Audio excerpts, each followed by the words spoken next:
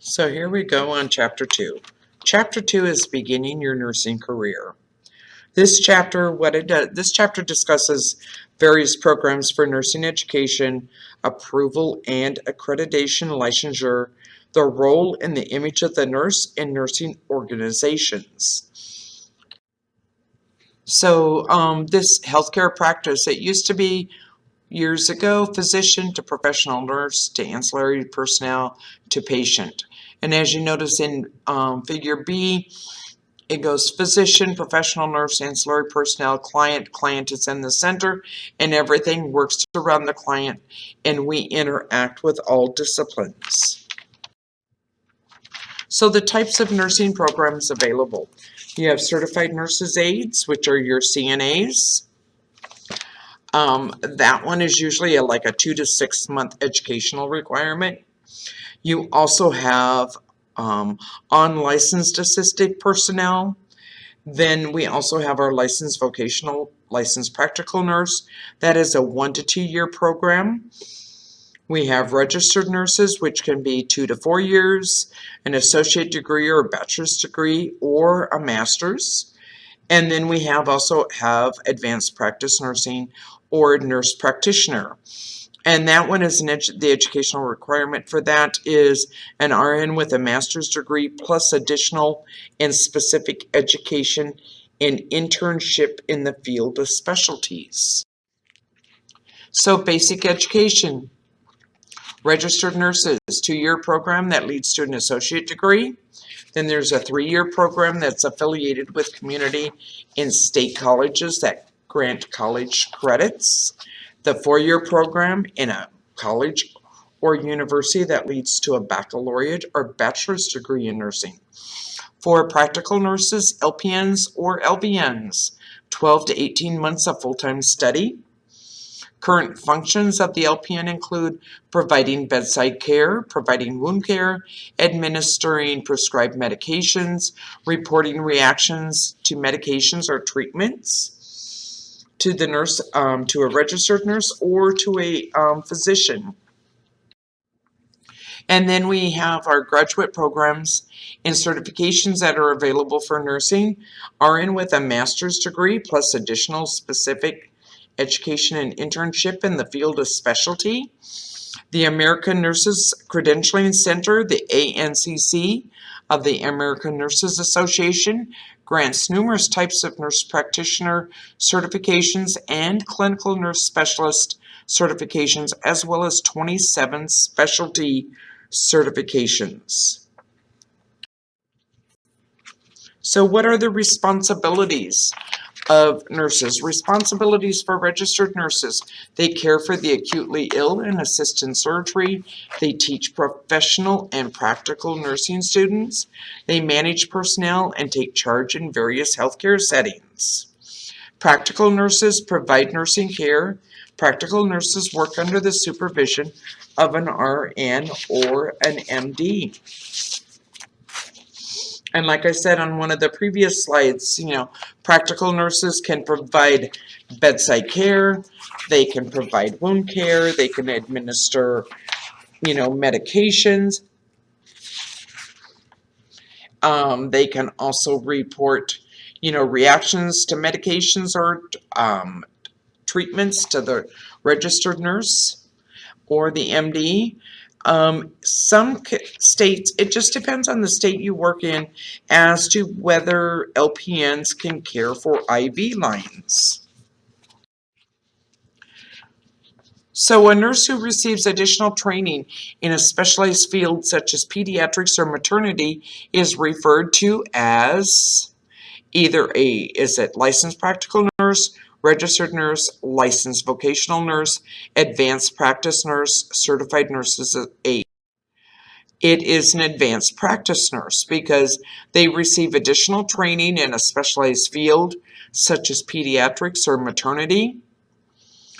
And a licensed practical or vocational nurse works under the supervision of an RN, whereas a CNA or certified nurse's assistant provides basic nursing care in long-term care facilities. Also, CNAs work in healthcare organizations. So, it just all depends on the type of organization that you work for and what they do allow. So, approved nursing programs.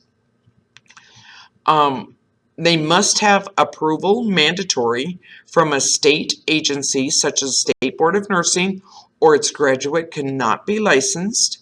The purpose of approval of a school's educational criteria is it protects the consumers of healthcare against unqualified nurses, and a minimal standard of education is required. An approved school tells you that it teaches specific things a nurse must know, has stated objectives and teaches to those objectives, provides experience with the types of individuals the nurse will care for when practicing nursing, employs qualified instructors to teach and to supervise the students' practice in the classroom and in the healthcare facility, prepares graduates eligible for examination and licensure as LPNs, LVNs, or RNs, and has courses of the required minimum. An accredited nursing program. So accreditation is an agency other than the state has reviewed the nursing program in detail, and the program has met criteria established by that agency. Accreditation is voluntary, and a program can be approved without being accredited, but it cannot be accredited without first being approved by the State Board of Nursing. And the National League for Nursing, the NLN, has established standards of accreditation for nursing education for both RNs and LPNs. The National Federation of Licensed Practical Nurses, or the NFLPN, started in 1949 in New York State. The functions of the NFLPN provide standards of nursing care, promotes competence through continued post-licensure education and certification, supports legislation for the LPN, LVN, and assists in the interpretation of the role and function of the LVN, LPN as a member of the healthcare team. Licensing laws or nurse practice acts. They protect the public from unqualified workers, establish standards for the profession, and differentiate between a qualified and an unqualified worker. So nurses must know and understand the licensing laws and the state's Nurse Practice Act specific to their level of licensing. Because remember, it's always very, very important to remember that you are not allowed to practice outside your scope of practice. The NCLEX, that is the National Council's licensure examination for graduates from an approved nursing program. It is a national standard for nurse licensing. All nurses, once they graduate from an approved nursing program, will be able to sit for the NCLEX, and that licensure establishes a minimal level of competence for nursing. It ensures that a licensed nurse meets a basic level of excellence in practice and knowledge. Mandatory licensure is it designates the functions, duties, and responsibilities of the nurse and the use of the title nurse in the particular state that they are licensed in.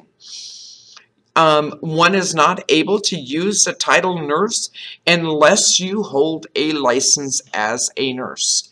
And then there's permissive license, which is practicing nursing without a license, but that rarely occurs today in our environment today.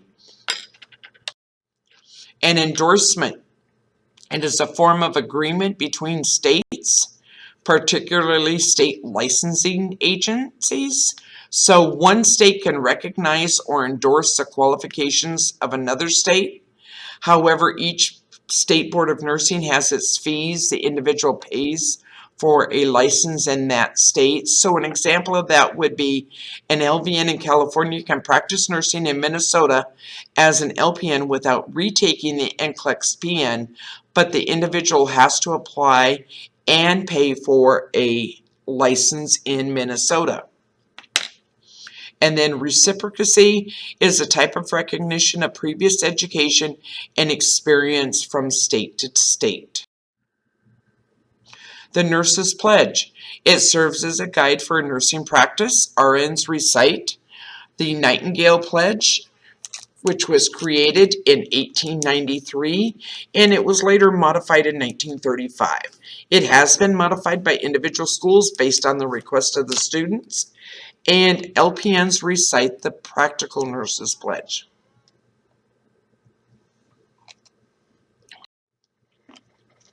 Theories of nursing. This is on page 13 in your book. A theoretical framework provides a reason and a purpose for nursing actions.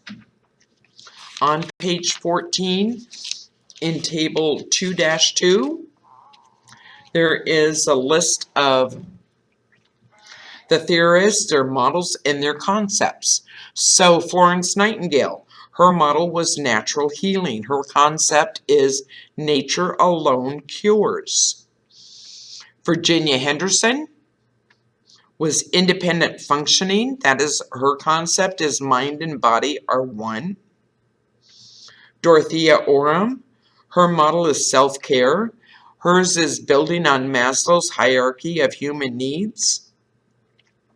Where Sister Callista Roy, her model was adaptation, and that one is, the concepts of that one is an individual state of health and illness moves back and forth on a continuum.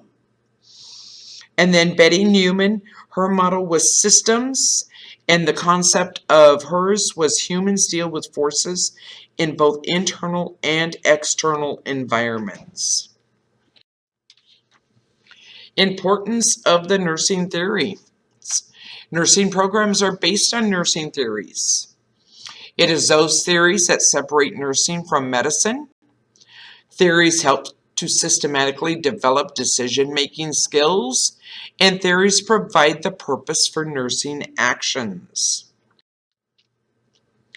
And this here is a contemporary nursing roles. You notice the nurse is in the center, and as nurses, a nurse is a care provider. We are an advocate for our patients. We are communicators. We also are team members. We are also teachers, and we are also leaders. So if you notice, it just continually goes in a circle. Nurses are teachers, leaders, team members, communicators, client advocates, and care providers. So question, a nurse is obtaining informed consent from the client, is performing the duties of a nurse as would it be a teacher, a leader, communicator, team member, or a client advocate? It would be a client advocate, because as an advocate, we help our clients understand their rights and responsibilities. We also explain details about procedures to enable clients to give informed consent. As a team member, we work in cooperation with other healthcare team members. You know, we also teach our clients and families about illnesses in healthcare. We are communicators. We communicate with other healthcare team members. And we also communicate by documenting client care and maintaining reports. And as a leader, the nurse motivates clients to achieve important goals. Nurse's image. We must project a professional image, show respect for all, follow general practices of good grooming, wear washable uniforms with their name tag. Yes, don't forget your name tag. Maintain maximum levels of safety, hygiene, and protection for clients and self, and maintain optimal roles of nursing organizations. Nursing organizations provide professional forums for nurses. They offer continuing education opportunities. They enable nurses to network with their peers, and they influence healthcare, nursing, and public policy legislation.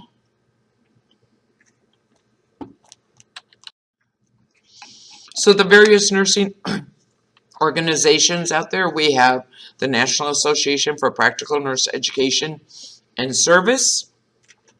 That was the first national nursing organization to yeah, I can say this word, to, yeah, just, I like kind of scrapped. I got stuck on that word.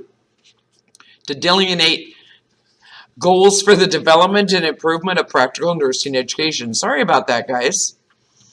And then National Federation of Licensed Practical Nurses, professional organization providing standards of nursing care and promoting competence through post-licensure education and certification. National League for Nursing, their major focus is providing accreditation to RN and LVLP schools. And then we also have our Health Occupations Students of America, or HOSA, and that is specifically designed for students in secondary and post-secondary collegiate health occupational programs, including nursing. And then we have American Nurses Association. The American Nurses Association is an organization whose membership is composed of RNs and considers itself the official voice of professional nursing in the United States. American Nurses Association also assists in collective bargaining. The National Nursing Associations usually have state affiliates, and they also sometimes have local chapters. So, question for you. The American Nurses Association is an organization whose membership is composed of LPNs. True or false? That is false. The ANA is an organization whose membership is composed of RNs, and it considers itself the voice of professional nursing in the United States. Remember that National Association for Practical Nurse Education and Service, or NAPNES, focuses on the professional practice licensure and education of LPNs and LVNs.